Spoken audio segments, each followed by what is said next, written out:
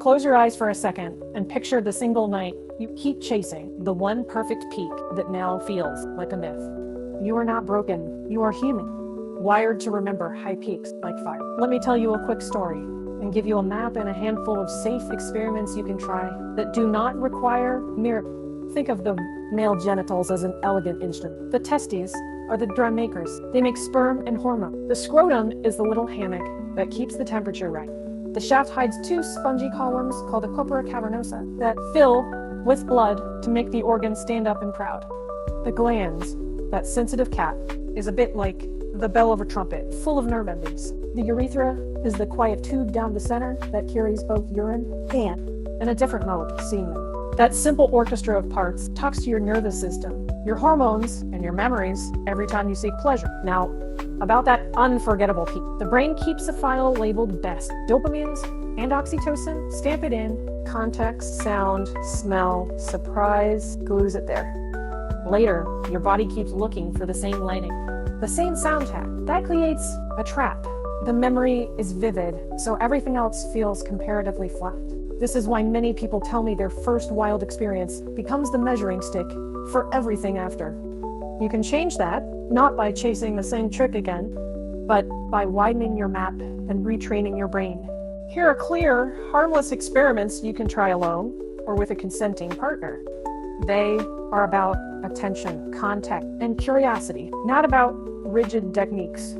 Change the scene. Try listening to a different kind of music or sit somewhere unexpected, a balcony, a bathtub, a beanbag, in the dark. The brain notices novelty. Use breath and attention. Slow, steady breathing calms the chase for instant peaks and lets subtle sensations register. Think of it as tuning a radio to catch a new state. Explore other zones. Pleasure isn't only at the tip. Learn your own body map by simply noticing what feels different when you shift posture, temperature, or pressure. Keep note, treat it like a science project. Build ritual. I once lived in a dorm with an odd campus life. Ring the old bell. By midnight, play a chosen song, and you'd have a night to remember. Ridiculous, maybe, but rituals put the brain into a this matters mode. Create a harmless ritual that sets intention and lowers pressure. Slow reset. If a memory keeps winning, take a break from trying to recreate it. Focus on connection, humor, and safety.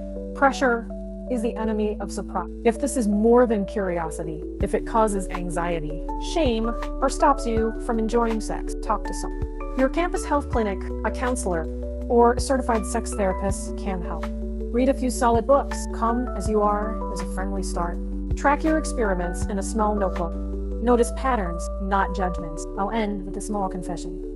Years ago, I tried the bell ritual myself. Half as a joke, I lit a candle, put on a ridiculous playlist, and simply let the moment. Nothing cinematic happened, but I did learn something important. The peak, I remembered, felt smaller because my life had new textures. That tiny revelation freed me more than any frantic chase ever did. Curiosity is your ally. Treat your body like a place to explore, not a place to prove something. Try one small experiment tonight.